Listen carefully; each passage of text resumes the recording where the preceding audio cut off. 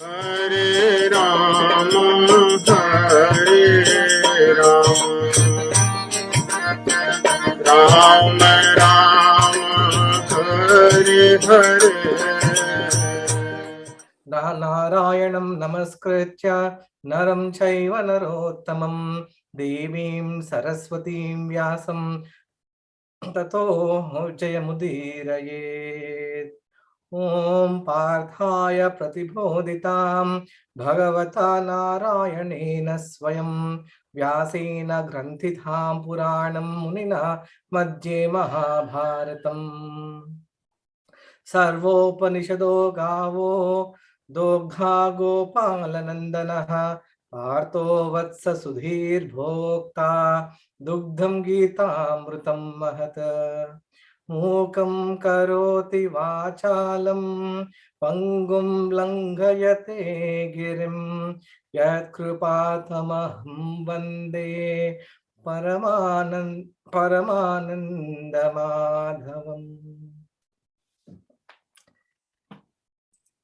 हम आरंभ करेंगे। सबको राम राम। हम आज 9वें अध्याय का हम सार चर्चा करेंगे और सुनेंगे। तो इस अध्याय का नाम राजविद्या राजगुह्य योग, अर्थात इस अध्याय में भगवान जो विद्या सब विद्याओं का राजा है उस विद्या का और सबसे गुह्य विद्या का बोध करते हैं। तो जिस शुभ और अशुभ कर्मों से बंधे हुए हम जीव इस मृत्युलोक में पुनः पुनः आते जाते हैं, उस शुभ और अशुभ कर्मों को नष्ट करने का ज्ञान भगवान इस अध्याय में कहते हैं। तो हम 7वें अध्याय में हम सुने थे भगवान ने विज्ञान सहित ज्ञान के बारे में बात किए हैं। तो वो कहते हैं कि 7वें अध्याय में कहते हैं जिस ज्ञान को जानने के बाद कोई और ज्ञान की जरूरत नहीं होती या आवश्यकता नहीं होती है, ऐसे ज्ञान को बताएंगे। तो ऐसे ज्ञान को बताते हुए भगवान कहते हैं मेरे अतिरिक्त इस संसार में कुछ भी नहीं है। और इसी बात को भगवान आगे इस अध्याय में विस्तार से कहते हैं कि ये विद्या क्या है, ये गुह्य बात क्या है। ऐसा ये चीज भगवान इस अध्याय में कहते हैं। तो पहले हम समझते हैं कि इस विद्या को जानने के लिए या इस ज्ञान को जानने के लिए क्या योग्यता होना चाहिए। तो हम पहले ये समझना चाहिए कि भगवान का तत्व जो है ये अत्यंत गुप्त है, ये बहुत गोपनीय है और ये तत्व सबको बताया नहीं जाता या सबको कहा नहीं जाता। इसीलिए इस अध्याय में भगवान अपने बारे में कहते हैं। अगर हम हर किसी को हम कहते हैं भगवान के बारे में कि हाँ भगवान ने अपने बारे में ऐसा ऐसे कहे हैं 9वें अध्याय में, तो जिन लोगों को भगवान में रुचि नहीं है तो उनको तो लग सकता है कि भगवान अपने बारे में बस स्वयं प्रशंसा कर रहे हैं, परंतु ऐसा नहीं है। तो जिन लोगों का भगवान के प्रति दोष दृष्टि है वे इस ज्ञान का अधिकारी नहीं है। तो ऐसा भगवान गुप्त रूप से बताते हैं पहले श्लोक में। तो पहले श्लोक में भगवान कहते हैं अर्जुन अनसूय है। तो अनसूय का अर्थ क्या है?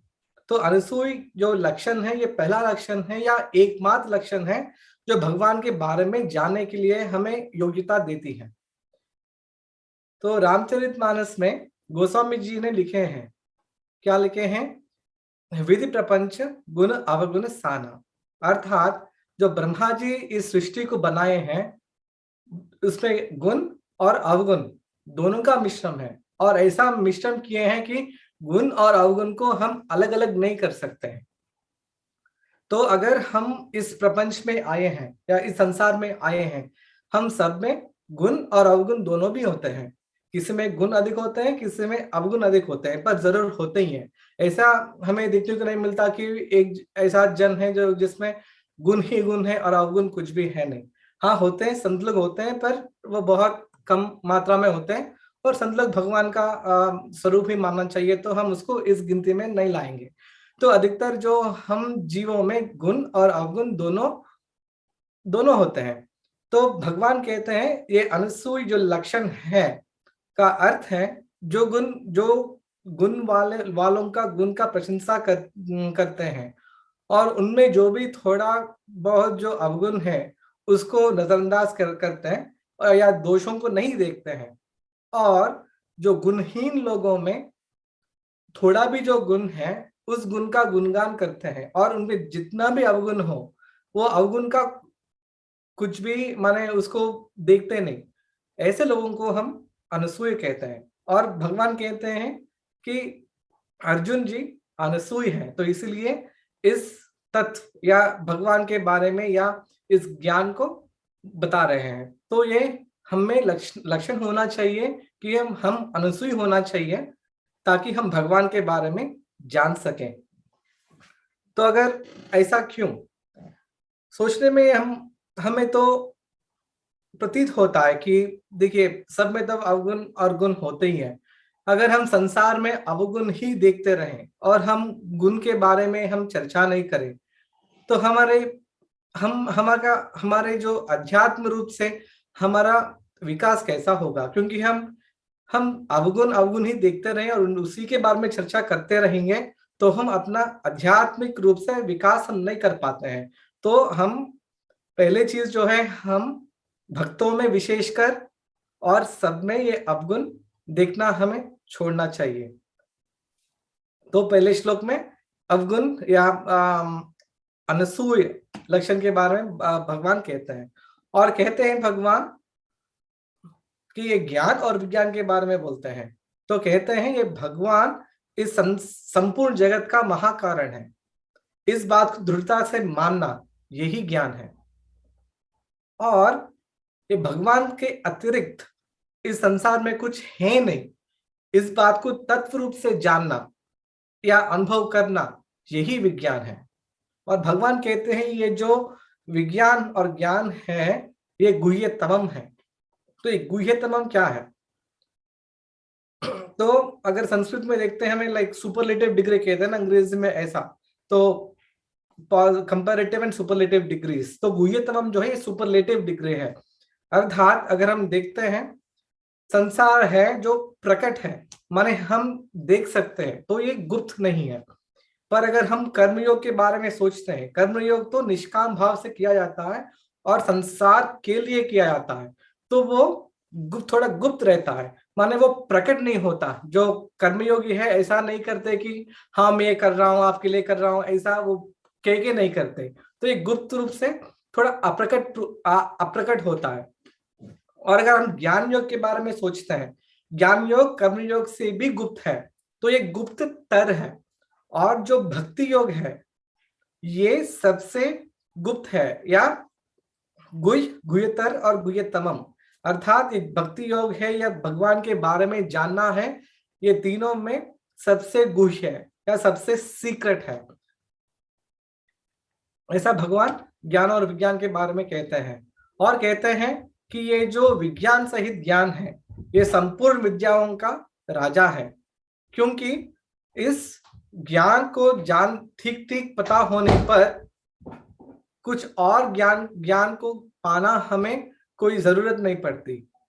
और भगवान इस ज्ञान को और विद्या को रहस्यों का राजा भी कहते हैं। क्यों?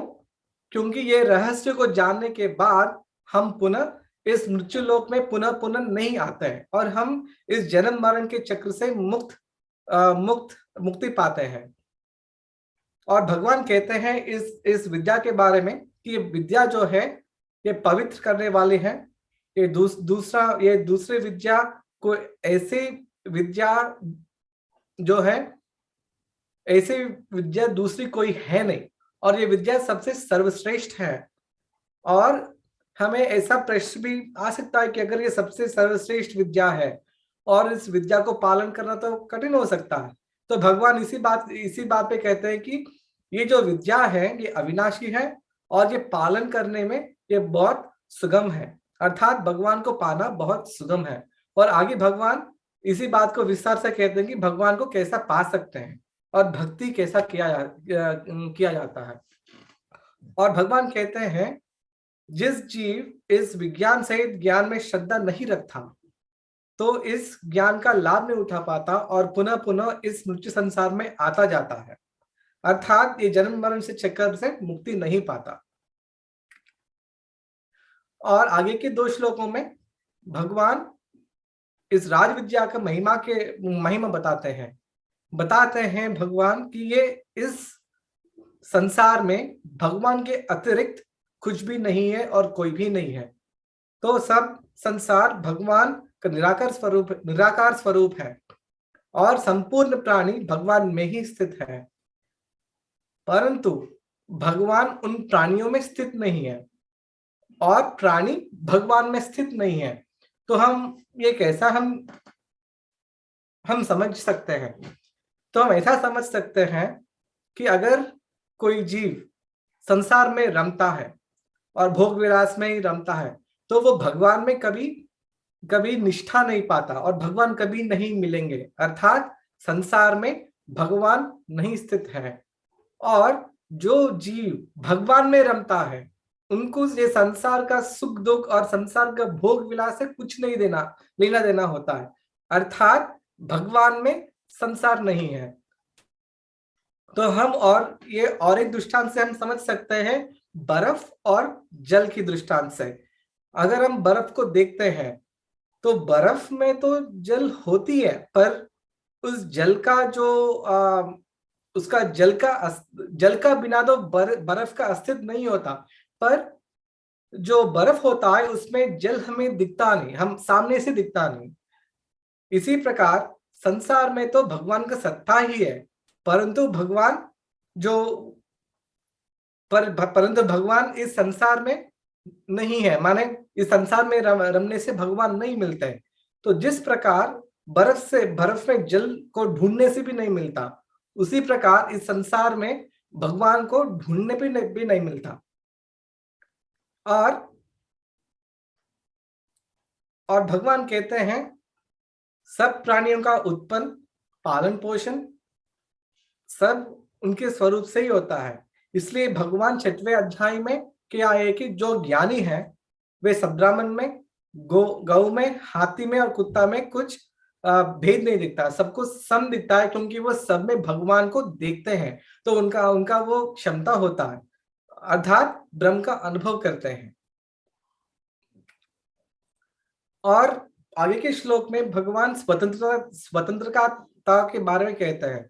भगवान कहते हैं जैसा हमें देखने को मिलता है जो वायु है, तो वायु तो बहुत शक्तिशाली है। हमें देखने को मिलता है कि हम तो पिछले सप्ताह तो देखे हैं कि सियाटल के नगर में वायु कितना माने शोर मचाया है, कितना माने हमें तो पता ही है। तो वायु का बल क्या है, और देखने को मिलता है कि वायु को कोई रोकने टोकने वाला कोई है नहीं, परंतु ऐसा नहीं है। वायु जो स्थित है आकाश में ही स्थित होता है। अगर आकाश नहीं होता तो वायु टिक नहीं पाता। वायु आकाश के बिना वायु का अस्तित्व नहीं होता। तो प्रलय काल में जब आकाश भी भगवान में समा जाता है, वायु भी भगवान में ही लीन हो जाता है।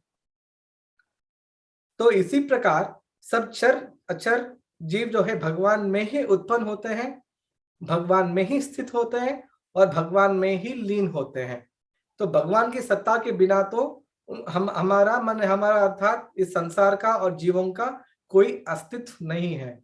तो प्रलय काल में हम संपूर्ण प्राणी भगवान के द्वारा रचित इस प्रकृति में ही लीन हो जाते हैं और कल की आरंभ में फिर पुनः इस सृष्टि का रचना भगवान करते हैं। और आगे के श्लोक में भगवान इस बात की खुलासा करते हैं कि वो सृष्टि की रचना कैसा होता है और पुनः कैसा जीव उनकी प्रकृति के अनुसार कैसा फिर जन्म लेते हैं। तो भगवान कहते हैं कि कल्प के प्रारंभ में वे अपनी प्रकृति को वश में करते हैं और प्रकृति को निर्देशन देते हैं कि वो ब्रह्मांड को बनाए, सृष्टि को बनाए। तो इस सृष्टि की रचना में भगवान अपने आप को कर्ता नहीं मानता। तो हालांकि भगवान का सत्ता को लेकर ही प्रकृति सृष्टि को बनाती है, फिर भी भगवान को इसमें कर्तापन नहीं रहता है, या इसमें कर्तृत्व भाव नहीं रहता है, या इसमें फलासक्ति नहीं रहता है। जैसे अधिकतर हमें देखने को मिलता है कि अगर हम कुछ बनाते हैं, करते हैं, तो हमें वो कर्तापन की आभास होता है और हमें लगता है कि क्योंकि हमने बना है, हम इसका फल है, हमें ज्यादा मिलना चाहिए। तो इस फल के भूख या कर्तापन के जो जो भाव है, इसी भाव से ही हम इस मृत्यु लोक में बनते हैं। क्योंकि भगवान को ये कर्तापन नहीं है, क्योंकि ये सृष्टि से उनका कुछ आशा या सृष्टि से कोई फलासक्ति नहीं है। भगवान जो सृष्टि की रचना की कर्म में वो नहीं बनते हैं। और इसी बात जो जो गोस्वामी जी ने लिखते हैं, परवश जीव स्ववश भगवंता, जीव अनेक एक श्रीकंता। अर्थात हम जो जीव है, हम परवशी है, पर भगवान एक ही है जो स्वतंत्र है। क्यों? क्योंकि भगवान इस सृष्टि के जो रचना में उनको कुछ लेना देना नहीं है। वो स्वतंत्र है। क्योंकि हम जो जीव है, हम सृष्टि या संसार से हम संबंध जोड़ते हैं, और संबंध जोड़ने से जो भी सृष्टि जो कार्य करती है, वो अपना कार्य या अपना कर्तापन हम मानते हैं। तो इसी भाव से ही हम इस मृत्यु लोक में बन जाते हैं। यही बात हम 6वें अध्याय में देख के आए हैं और चर्चा किए हैं कि जो जीव है प्रकृति को अपना मानता है और प्रकृति का दास बन जाता है। इसलिए जीव परवश जीव स्ववश भगवंता। पर जो भगवान है प्रकृति को अपने वश में कर फिर इस सृष्टि का रचना करते हैं। तो ये जीव में और भगवान में इतना देखिए, इतना अंतर है। और भगवान कहते हैं कि प्रकृति उनकी ही जो सत्ता पाती है, और प्रकृति जो है वो परिवर्तनशील है। अर्थात ये जो जगत है ये परिवर्तनशील है। तो जगत का अर्थ क्या है? जायते गच्छति इति जगत। अर्थात जो जनता है और जो चला जाता है, उसी का नाम है जगत। तो जीव प्रकृति के वश में होता है, इसीलिए हम इस जन्म मरण के चक्कर में घूमते रहते हैं। क्योंकि प्रकृति सृष्टि को बनाती है, फिर सृष्टि प्रकृति, फिर भगवान विलीन होती है, फिर कल के आरंभ में फिर भगवान इस सृष्टि को बनाते हैं। तो फिर हम तो उस प्रकृति की अधीन है। तो इसलिए फिर प्रकृति जो है अपनी अपनी प्रकृति या स्वभाव को लेकर फिर हमें बनाती है। तो ऐसा सृष्टि की रचना होता है। तो अगर भगवान ऐसा आगे कहते हैं, जो जीव अपनी मूर्खता के कारण भगवान के ये महा ऐश्वर्य या भगवान का तत्व या ज्ञान को नहीं जानते हो या नहीं मानते हो, वे भगवान को साधारण मनुष्य मानकर वो अवज्ञा करते हैं। हम तो भगवान श्री कृष्ण की लीला में तो हम देखे ही हैं कि कितने लोग भगवान श्री कृष्ण का अवज्ञा करते हैं, उनको सामान्य मनुष्य मानकर उनका अवज्ञा करते हैं। ब्रह्मा जी का उदाहरण है ही है अपना, जो भगवान लीला करते हैं अपने गोप मित्रों के साथ। ऐसा रामचरितमानस में या रामायण में हमें देखने को मिलता है कि जो रावण है कितना अवज्ञा करता है भगवान को। भगवान का ऐश्वर्य नहीं माना, भगवान का प्रभाव नहीं माना, और नहीं मानने से ही वो अवज्ञा करते रहे। तो अगर हम देखें तो हम जीव है, सब में विश्वास करते हैं। तो आजकल हम देखें सब ये जो संसार जो चलता है वो अणु पर चलता है। अणु माने एटम इलेक्ट्रॉन। हम आज ये हम सत्संग सुन रहे हैं तो हम इलेक्ट्रॉनिक माध्यम से ही सुन रहे हैं। माने ये जो अणु है, सबसे छोटा जो अणु है, एटम है, हमें दिखता भी नहीं है, फिर भी हम इस पे विश्वास कर लेते हैं। पर अगर अगर हम भगवान की लीला का वर्णन करते हैं कि हाँ, भगवान वामन रूप के धारण किए हैं और इस रूप में भगवान ने 3 पगों में पूरा ब्रह्मांड को माप लिया, तो फिर हमें उसमें हम तर्क ढूंढने लगते हैं। हम इसलिए तर्क ढूंढने लगते हैं क्योंकि हम भगवान का ऐश्वर्य, भगवान का प्रभाव हम नहीं जानते हैं। तो इसी बात को लेकर हम भगवान का अवज्ञा करते हैं, हमारा श्रुतियों का अवज्ञा करते हैं, हमारे पुराणों का अवज्ञा करते हैं। हम अर्थात जो जो भगवान के तत्व में या भगवान का ऐश्वर्य में विश्वास नहीं रखता या नहीं जानते। तो भगवान कहते हैं इस ऐसा जो जीव है जो भगवान के ऐश्वर्य में विश्वास नहीं करते हैं, इस प्रवृत्ति है, इसी को भगवान आसुरी संपत्ति कहते हैं। और आसुरी संपत्ति और उसका फल के बारे में भगवान ने 16वें में शायद मुझे याद है 16वें में जो अध्याय में इसमें पूरा वर्णन करते हैं। पूरा अध्याय में इसी के बारे में बोलते हैं कि आसुरी संपत्ति क्या है, दैवी गुण क्या है। दैवी गुण के बारे में तो थोड़ा ही कहते हैं, पर आसुरी गुण के बारे में तो बहुत कहते हैं भगवान। माने अर्थात ये आसुरी गुण है जो हम जो उनका जो प्रथम या उसका मेन लक्षण है कि भगवान का ऐश्वर्य को नहीं मानना। इधर से ही सब कुछ आरंभ हो जाता है। फिर ऐसा उसका पुत्र बहुत सारे हैं, इस जो पेरेंट लक्षण या पिता जो लक्षण है उसके जो पुत्र पुत्री बहुत सारे हैं जो भगवान 16वें अध्याय में फिर विस्तार से कहते हैं। तो आगे कहते हैं जो ऐसे आसुरी और राक्षसी प्रवृत्ति वाले जीव जो है ये प्रमाद भरी प्रकृति का आश्रय लेते हैं।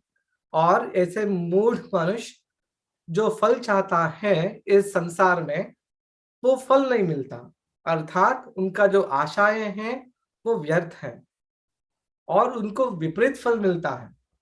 और ऐसे भी कहते हैं कि जो ऐसा आश्रित प्रवृत्ति के जीव है वो इस संसार में सुख पाने के लिए कर्म करता है परंतु सुख नहीं पाते हैं, अर्थात उनका कर्म सब व्यर्थ है और सुख को पाने के लिए ही सब ज्ञान अर्जन करता है परंतु वो सुख नहीं पाते, अर्थात जो ज्ञान वे प्राप्त करते हैं वो ज्ञान भी व्यर्थ है।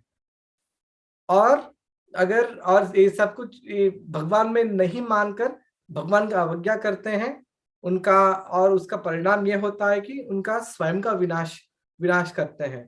तो अधिकतर हम ऐसे हम कहने के लिए मिलता है, हम कभी कभी हम कह भी लेते हैं कि भगवान ने ऐसा किया, भगवान ने ऐसा किया, ऐसा क्या, ऐसा भगवान ने क्यों किया है।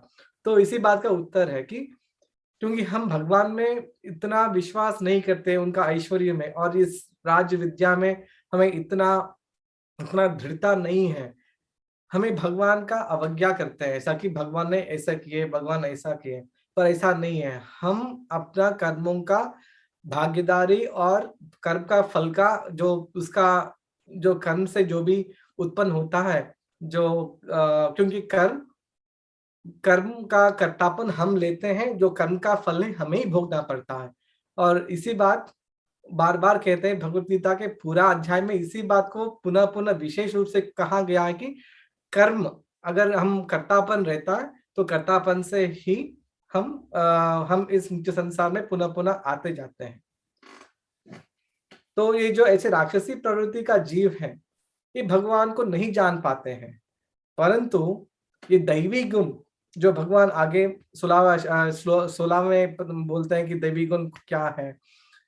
हम ऐसा सोचते दैवी गुण है, ऐसा सोचते सात्विक गुण और जो भगवान पे निष्ठा और भगवान पे दृढ़ता रहना ये दैवी गुण है।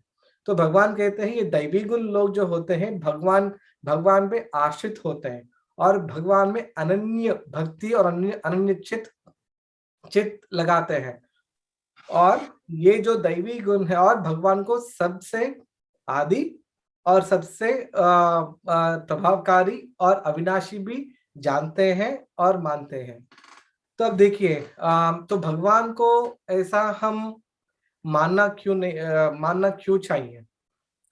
तो अगर हम देखते हैं इस सांसारिक रूप में भी, अगर मैं किसी बड़े आदमी को जानूं, किसी मान लीजिए मैं बिल गेट्स को जानूं और उनके साथ मेरा उठना बैठना हो तो मेरा हाल कैसा होता है। तो मैं इसी बात का मैं ढिंडोरा पीटता रहता हूँ कि हाँ मुझे बिल गेट्स पता है और मैं बिल गेट्स के साथ ये करता हूँ वो करता हूँ, बिल गेट्स ऐसा है, उनके पास इतना धन है, इतना बड़ा महल है, इतना ऐसा मैं बोलता रहता हूँ उनके बारे में, अर्थात उनका गुण मैं गाता ही रहता हूँ। पर मुझे क्या मिलता है उससे? मुझे तो कुछ नहीं मिलता। पर अगर मैं भगवान को सर्वश्रेष्ठ और भगवान का ऐश्वर्य को मानूं तो भगवान को तो बड़ा तो मान ही रहा हूं, और भगवान के बारे में जानूं, उनके लीला के बारे में जानूं, तो मैं उनका लीला का गान करूंगा, उनका भगवान का गुणों का गान करूंगा, उनका कीर्ति यश का गुणगान करूंगा, अर्थात भगवान का मैं भजन करूंगा। तो यही बात गोस्वामी जी लिखते हैं, जाने बिनु न होई परतीति, बिनु परतीति होई नहीं प्रीति, प्रीति बिना नहीं भगति दृढ़ाई, जिमि खगपति जल कई चिकनाई। अर्थात जाने बिना हमें उसमें विश्वास नहीं होता। अगर हम आज हमने इलेक्ट्रॉनिक का में जो अणु का मैं उदाहरण दिया था, हम उसके बारे में जानते हैं, एटम इलेक्ट्रॉन के बारे में हम जानते हैं कि इलेक्ट्रॉनिक का स्पिन किस दिशा में होता है, किस दिशा में होने से एक ऐसा ये जो इलेक्ट्रॉन्स का प्रसारण होता है और कैसा ये सब काम करता है, माने उसके बारे में हम जानते हैं। ऐसे ही हम भगवान पे बारे में जानते हैं तो फिर विश्वास होता है भगवान पर, भगवान के श्रेष्ठता पर, भगवान का प्रभाव पर, और विश्वास बढ़ने से प्रीति भी बढ़ती है, और प्रीति बढ़ने से हमारी भक्ति भी दृढ़ होती है। तो भगवान के बारे में जानना बहुत आवश्यक है, यही राज विद्या है और यही ज्ञान है, ज्ञान और विज्ञान है। और आगे के कुछ श्लोकों में भगवान अपने विविध प्रकार के उपासना पद्धति बताते हैं। आगे तो शायद चौथे अध्याय में भगवान अपने विविध प्रकार के भक्तों के बारे में बताएं।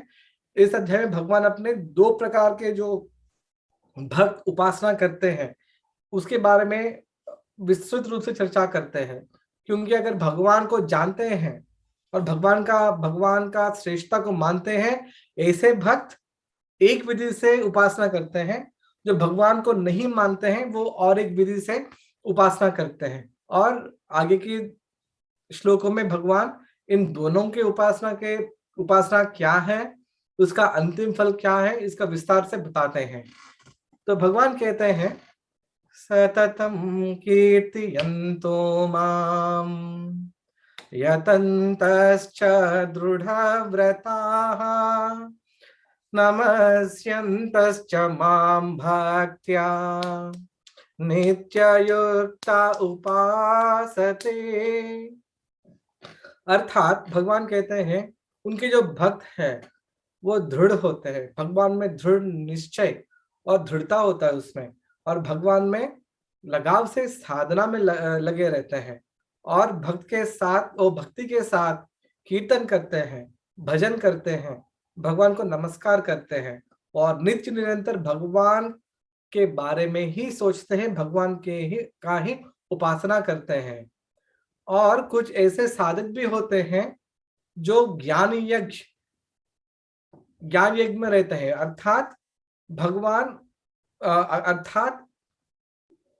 इस संसार में जो सत है असत है उनका चिंतन करते हैं, और जो सत है सत को पकड़ते हैं और असत को छोड़ देते हैं। इसी को हम ज्ञान या सांख्य योग जो है हम पिछले 6 अध्याय 7 अध्याय में हम देख चुके हैं कि ज्ञान यज्ञ क्या है, या सांख्य योग या ज्ञान योग के बारे में हम चर्चा कर आए। इसके बारे में कैसा जो ज्ञानी है, जैसा सत और असत को पहचानता है और असत को छोड़ देता है और सत को पकड़ लेता है। और कुछ ऐसा भक्त होते हैं कि भगवान से एकता अनुभव करते हैं और संसार को भगवान का विराट स्वरूप ही मानते हैं और सेवक और सेव्य का भाव रखते हैं। ऐसा भगवान सेव्य ही होते हैं और हम सेवक ही होते हैं। तो भगवान को सेव्य माना जिसका सेवा किया जाता है या जो सेवा के योग्य है, तो भगवान सेव्य है और हम सेवक हैं। तो ऐसे ही सेवक सेव्य भाव से भगवान का उपासना करते हैं जो भक्ति योग में या भक्त लोग। तो इसी विषय गोस्वामी जी लिखते हैं, सिया राममय सब जग जाने, करहूं प्रणाम जोर करिबानी। तो बोलते हैं कि ये सब जगत है, सब जग है, ये सीता और राम जी का ही स्वरूप है। माने ये सब संसार को गोस्वामी जी ने भगवान का विराट स्वरूप मान लिए हैं और भगवान को सेव्य मानकर उस सेवक के रूप में उन भगवान का सेवा किए हैं। माने करहु प्रणाम जोर जुग पानी, माने से एक प्रणाम करना भी एक सेवा ही होता है। नमस्कार करना, प्रणाम करना, दंडवत करना, ये सब सेवा का भाग है।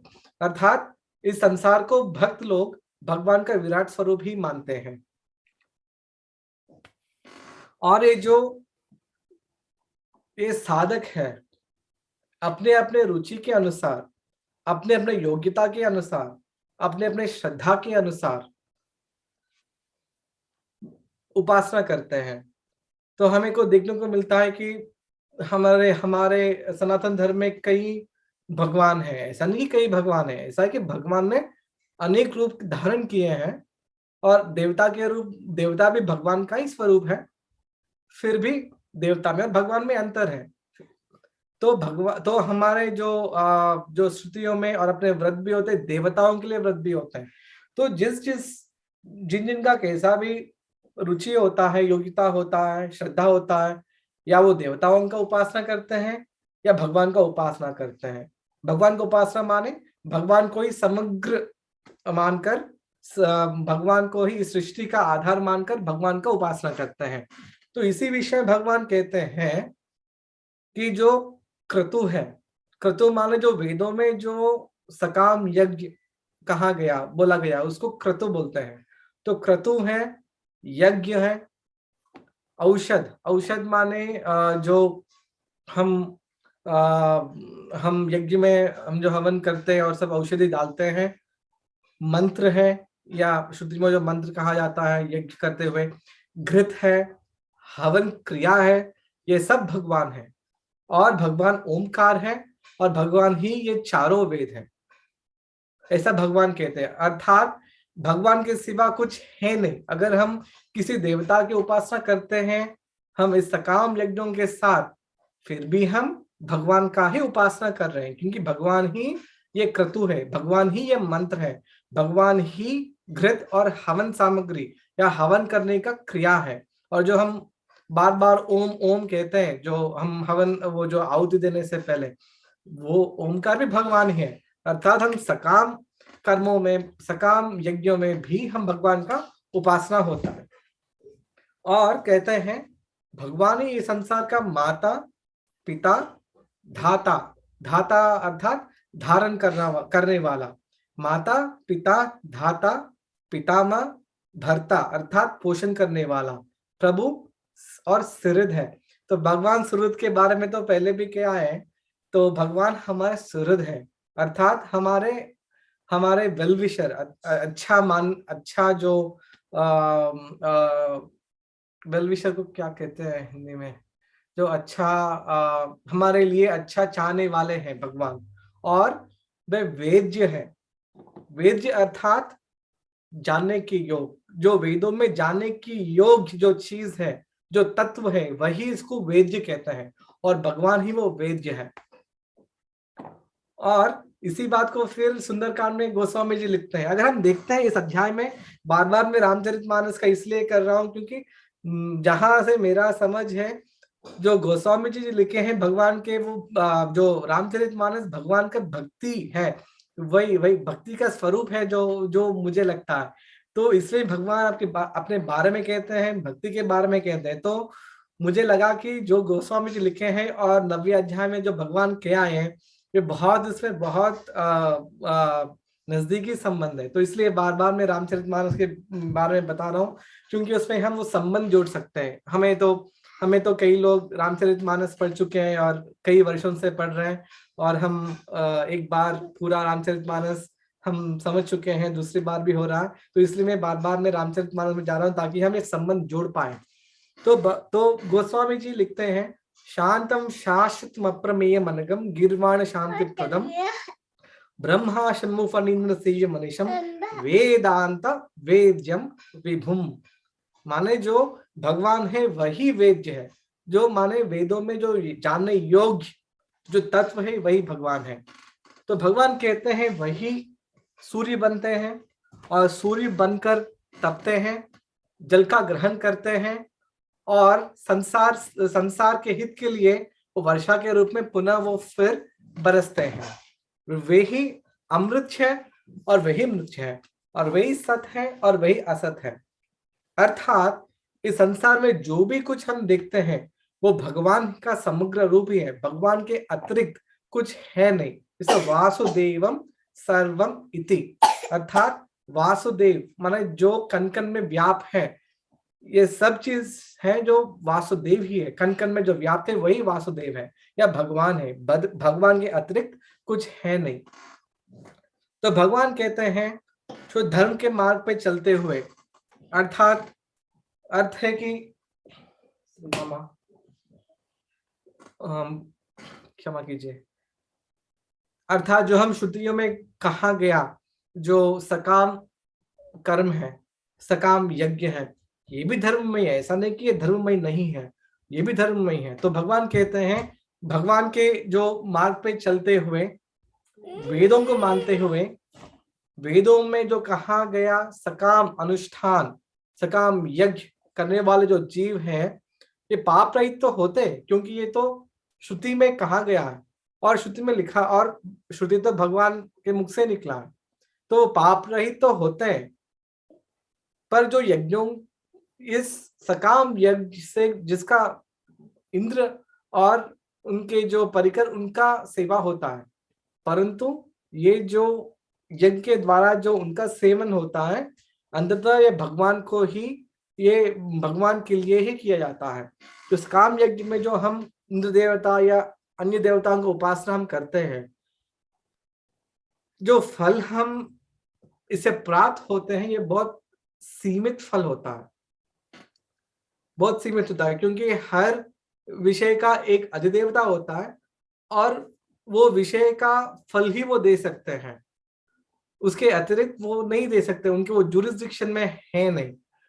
तो ऐसा सकाम पूजा करने से हम तो पाप रहित होते हैं, और पाप रहित होने पर हम स्वर्ग आदि लोगों का प्राप्ति करते हैं और देवताओं का दिव्य भोग हम भोगते हैं। ऐसा दिव्य भोग भोगने के बाद जो अपना पूरा पुण्य क्षीण होता है, फिर हम इस संसार में फिर पुनः हम आते हैं, अर्थात हम फिर एक जन्म और मरण चक्र में फंसते हैं।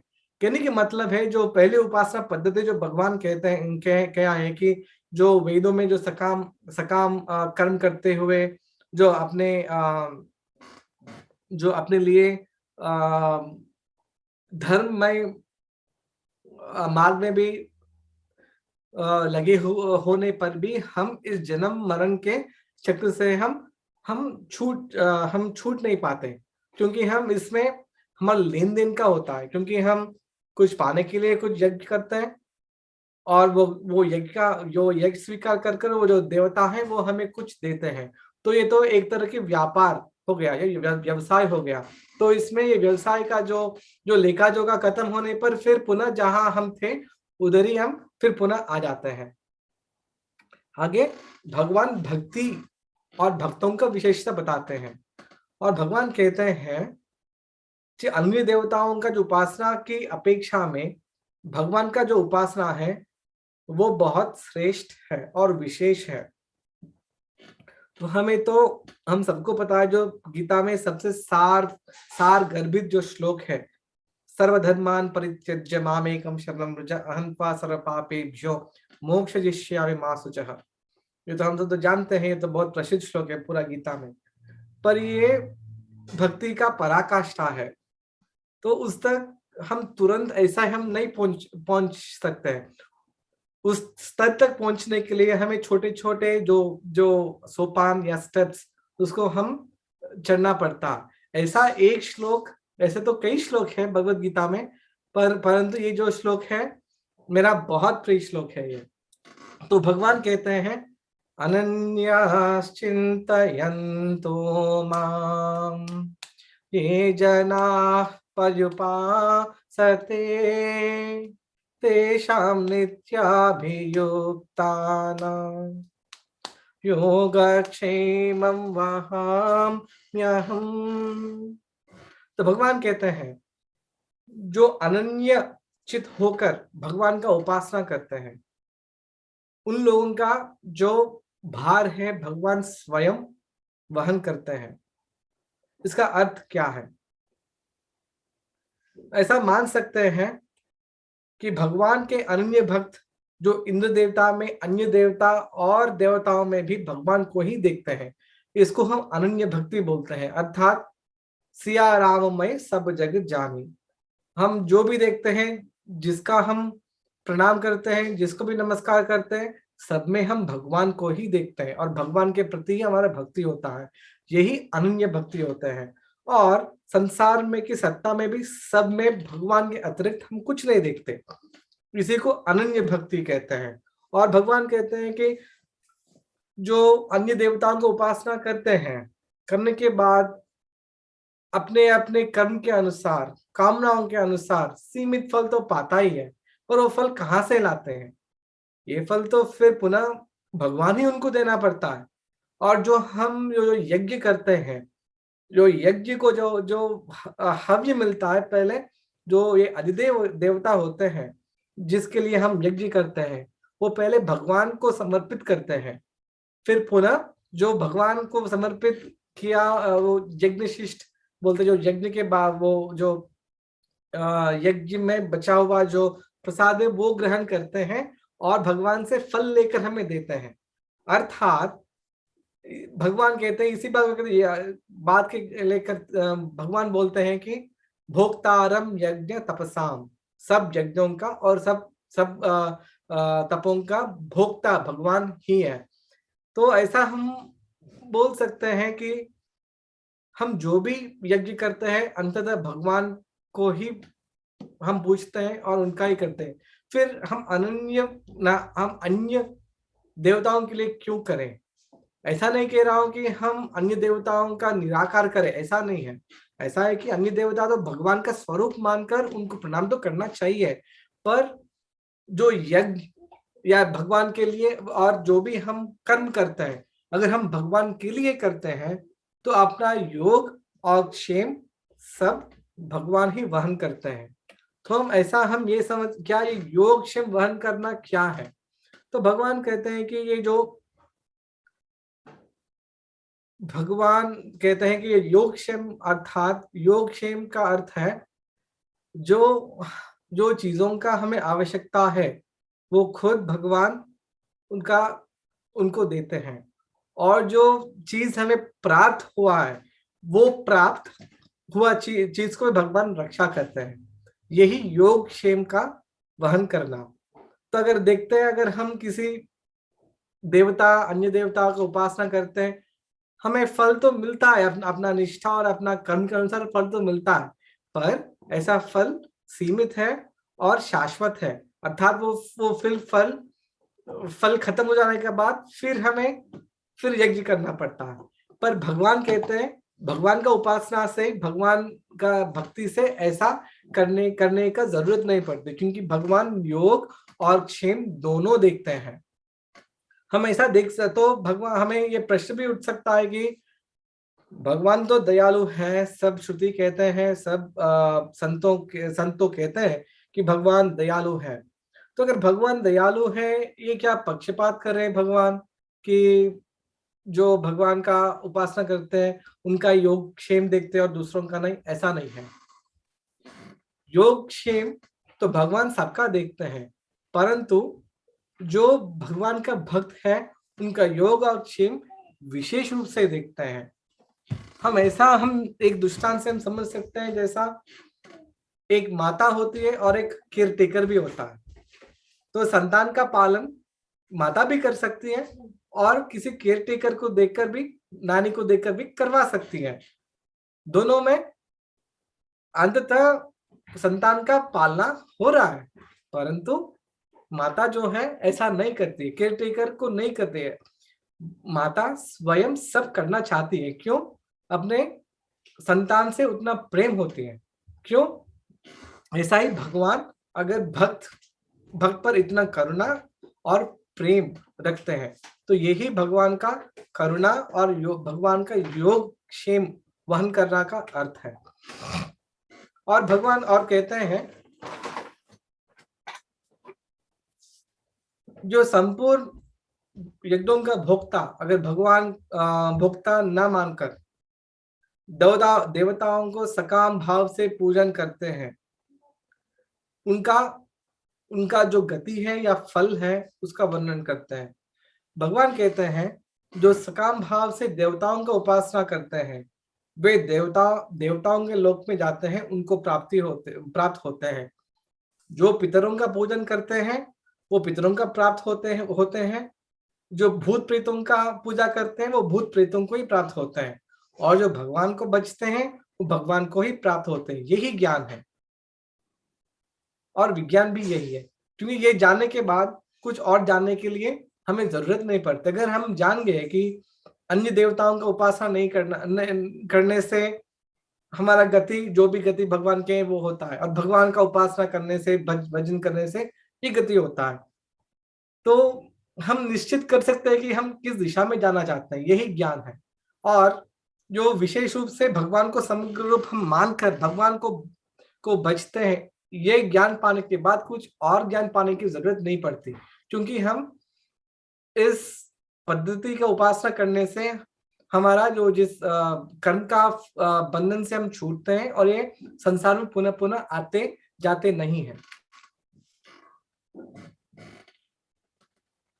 और एक प्रश्न और एक उठ सकता है कि हाँ, हम तो यज्ञ करते हैं, सकाम कर्म करते हैं, तो उसमें तो इतना सारा नियम होता है, प्रातः काल उठना पड़ता है, पूरा घर का शुद्धि करना पड़ता है, स्नान करना पड़ता है। कभी कभी ऐसा नियम होता है व्रतों में कि ठंडे जल में स्नान करना पड़ता है, करने वाले भी लोग हैं ऐसा। तो देवताओं का उपासना में इतना बड़ा नियम है, और सब साधनों का शुद्धि भी होना चाहिए।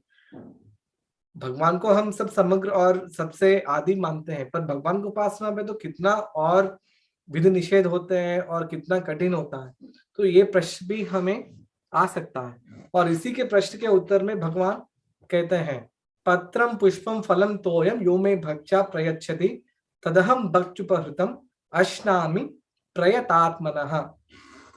ये भगवान कितना करुणामय है। भगवान ऐसा नहीं कहते हैं कि आप एक पैर पे आप खड़े होकर आप ऐसे यज्ञ या तप या अगर ऐसे ही आप भोग लगाएंगे तो तभी मैं स्वीकार करूंगा, ऐसा नहीं कहते भगवान। परंतु अगर अन्य योगों में, अन्य पूजा विधियों में, अन्य यज्ञों में ऐसा विधि निषेध होता है, कब उठना है, कैसा बैठना है, ये सब विधि निषेध होता है। पर भगवान कहते हैं पत्रम पुष्पम फलम तोयम, अर्थात पत्र हो, पुष्प हो, जल हो, या जैसा भी हो, जो भी आपको आपका जो भी आपका आपसे होता हो, अगर आप मुझे प्रेम पूर्वक आप अर्पण करते हैं तो उस भक्त का जो अर्पण किया हुआ पदार्थ मैं ग्रहण करूंगा और प्रेम सहित मैं ग्रहण कर लूंगा। तो इसका तो हम दृष्टांत तो हम महाभारत में तो हम देखे ही हैं। जैसा भगवान जब दूध बनकर जाते हैं कौरव के पक्ष में, और वे कौरव के पक्ष में जाकर उधर भोजन ग्रहण करना नहीं चाहते, तो वो फिर विदुर जी के घर में जाते हैं। तो वो समय में जो विदुरानी है भगवान को, क्योंकि भगवान इतने आए हैं, तो वो आनंद में विदुरानी को पता नहीं चला कि वो क्या कर रही है, तो उस आनंद में भगवान को केले का छिलका है वही अर्पण कर देते हैं, और भगवान खुशी खुशी उसका स्वीकार करते हैं। यह है भगवान की करुणा, ये असीम कृपा और असीम करना है ऐसा भगवान। और भगवान उसको अमृत की तरह खाते हैं, अर्थात जो भी भक्त भगवान को अर्पण करते हैं, भगवान तो उसको ग्रहण करते हैं। तो हम ऐसा समझ सकते हैं जैसा हमारे संतान होते हैं, बालक बालिका होते हैं, हमें तो खिलाते हैं पिलाते हैं, कभी कभी श्री राम रहता है तो कभी कभी वो जो भी खाता है वो मुझे आके देता है। कभी कभी ऐसा होता है कि वो चीज मुझे अच्छा भी नहीं लगता, अच्छा माने वो चीज जो वो खाते हैं मुझे अच्छा नहीं लगता, फिर भी मैं उसको ग्रहण कर लेता हूँ। अर्थात क्या इसके अर्थ, क्या मैं वो पदार्थ को ग्रहण कर रहा हूँ, वो पदार्थ को तो मुझे अच्छा नहीं लगता फिर भी मैं ग्रहण कर रहा हूँ। अर्थात यह है कि उसको पदार्थ को नहीं देख रहा हूँ, उसमें अपने संतान का, बालक या बालिका का प्रेम को देख रहा हूँ और वो प्रेम का ग्रहण कर रहा हूँ। यही भगवान भी करते हैं। अगर मान लीजिए हम सांसारिक रूप में ही हम ये करते हैं, तो सांसारिक रूप में फिर भी अपना संबंध जो है थोड़ा बहुत स्वार्थ के संबंध मैं मानता हूँ, चाहे संतान या माता पिता का थोड़ा उसमें स्वार्थ रहता है, जितना भी हम कहे कि निस्वार्थ है। इसी संबंध में हम जो दूसरी तरफ के जो जन है उनका प्रेम का हम अनुभव करते हैं और ग्रहण करते हैं और अच्छा भी लगता है, और इसी को आप टू द पावर इंफिनिटी करें, ये भगवान का प्रेम है, ये भगवान का करुणा है। यही बात भगवान इस श्लोक में कहते हैं, पत्रम पुष्पम फलम तोयम। और आगे भगवान कहते हैं जो भी हम करते हैं, जो भी हम खाते हैं, जो भी हम यज्ञ करते हैं, जो भी हम तप करते हैं, जो भी हम दान करते हैं, ये सब कुछ क्रिया भगवान का अर्पण करना है।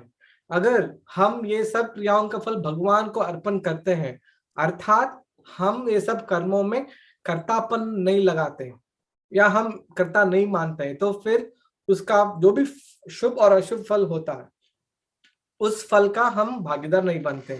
तो इधर अशुभ क्यों बोल रहा हूं? क्योंकि हम दान तो देते हैं, हम कुछ यज्ञ करते हैं, तप करते हैं। ऐसा नहीं कि इस युग में यज्ञ तप करना भी बहुत कठिन है। हम यज्ञ करने के लिए हम शुद्ध सामग्री कहाँ से लाएंगे? तप करने के लिए हम जो भगवान बताए हैं 6वें अध्याय में, कैसा बैठना है, कैसा जप करना है, योग, हम कहाँ बैठ सकते हैं? ये सब अपराधी है। अगर हम भगवान के लिए ये सब करते हैं, इस शुभ और अशुभ फल का भी हमारा कुछ बंधन नहीं होता, ऐसा भगवान कह रहे। यही शरणागति है, माने भगवान को समर्पण होना। जो भी हम सब कर्म कर रहे हैं भगवान के लिए करना, यही भक्ति है, यही शरणागति है। और आगे भगवान कहते हैं,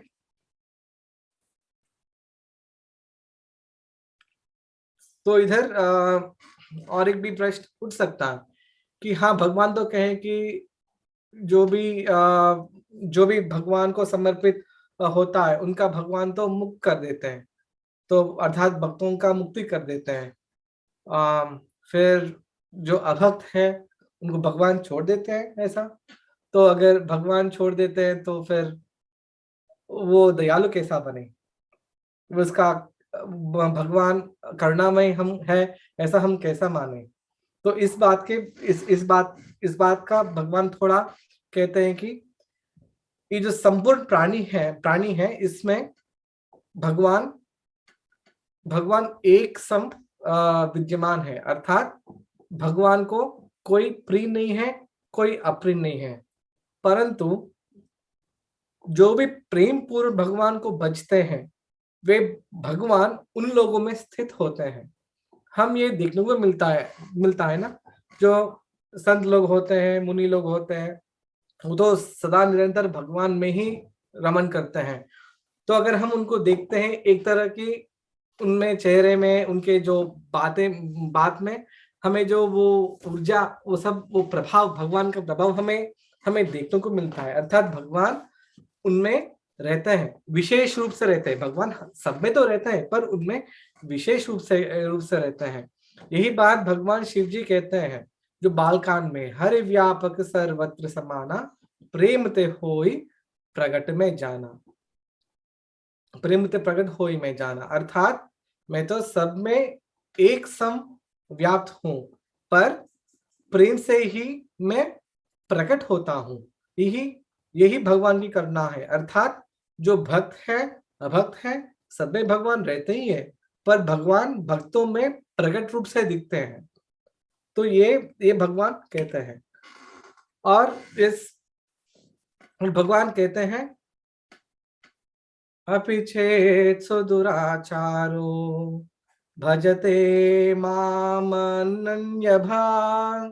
साधुरेव समन्तव्यः सम्यक् व्यवस्थितो हि सः। भगवान कह रहे हैं कि दुराचारी से भी दुराचारी व्यक्ति क्यों ना हो, अगर वे भी भगवान के अनन्य भक्त बने तो उनको भगवान साधु ही मान लेते हैं। क्यों? क्योंकि ऐसे जो भक्त हैं दृढ़ निश्चय कर चुका है कि भगवान समग्र है, ये भगवान समग्र है, भगवान का ऐश्वर्य के बारे में दृढ़ निश्चय कर चुका है, अर्थात वे ये भगवान का ज्ञान विज्ञान मान चुका है और जान चुके हैं। क्योंकि वो भगवान के बारे में, भगवान के तत्व और भगवान का ज्ञान के बारे में जान चुके हैं, भगवान उनको साधु मानते हैं। यही बात गोस्वामी जी फिर लिखते हैं सुंदरकांड में कि कोटि विप्र बद लाग ही जाहूं, आये शरण तजहु नहीं ताहू, सन्मुख होई जीव मोहि जबहि, जन्म कोटि अगर नासई तबहि। अर्थात कोटि विप्र, जो करोड़ों लोगों का, विप्रों का जो हत्या भी किया हो, ऐसे जो अभक्त, ऐसे जीव भी अगर भगवान के शरण में आ जाता है, उनको भगवान नहीं ठुकराते हैं। यही भगवान का करुणा है। और कहते हैं सन्मुख हो जीव मोहि जबहि, अर्थात ऐसे जीव जब भगवान का सन्मुख हो जाता है, राम जी ने पिछले बार कथा में कहे कि सन्मुख, और सन्मुख अर्थात धर्म, भगवान का सन्मुख होना अर्थात धर्म में लगना, धर्म मार्ग में लगना। तो सन्मुख होने से जन्म, कोटि जन्मों का जो भी पाप है ये सब नाश होते हैं। ये भगवान का अकारण कृपा है। इसीलिए भगवान कहते हैं वे अपने जीवों का सुहृद है, अपने कल्याण चाहते हैं, इसलिए वो इतना अपने जीवों पर करुणा बरसाते हैं। तो यही बात आगे बढ़ाते हुए भगवान कहते हैं ऐसे दुराचारी अगर उनके शरण में आ जाता है, उसी क्षण वो धर्मात्मा बन जाता है और भगवान अपने भक्तों का पतन नहीं होने देते। ऐसे प्रतिज्ञा अर्जुन जी को करने के लिए कहते हैं। ये तो थोड़ा अलग कहते हैं ना, भगवान अगर मुझे कुछ निश्चय किया हो तो मुझे खुद प्रतिज्ञा करना चाहिए, तो अगर भगवान कुछ निश्चय करते हैं तो उनको खुद प्रतिज्ञा करना चाहिए, परंतु इधर अर्जुन जी को प्रतिज्ञा करने के लिए कहते हैं। हमें महाभारत में भी और अन्य स्थानों में हमें देखने को मिला है, भगवान अपने प्रण को भी तोड़ते हैं भक्तों के लिए। तो इसलिए भगवान इसलिए कहते हैं कि मैंने तो प्रण तोड़ने की आवश्यकता तो होता है कभी कभी, पर भक्तों का प्रण नहीं तोड़ता।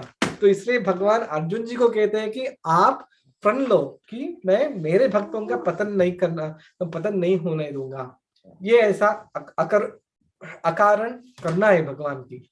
और अंत में भगवान कहते हैं आखिरी श्लोक में, मन्मना भव मद्भक्तो मज्जाजी मां नमस्कुरु, मामे वैश्यसे युक्त्वै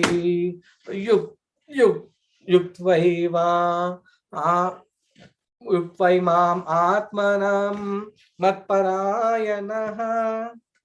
अर्थात यह अनित्य और सुख रहित जो शरीर में पाकर और इस शरीर में आकर हम भगवान का भजन करना चाहिए, भगवान को भक्ति से उपासना करना चाहिए और भक्त बनना चाहिए और पूजन और नमस्कार करना चाहिए।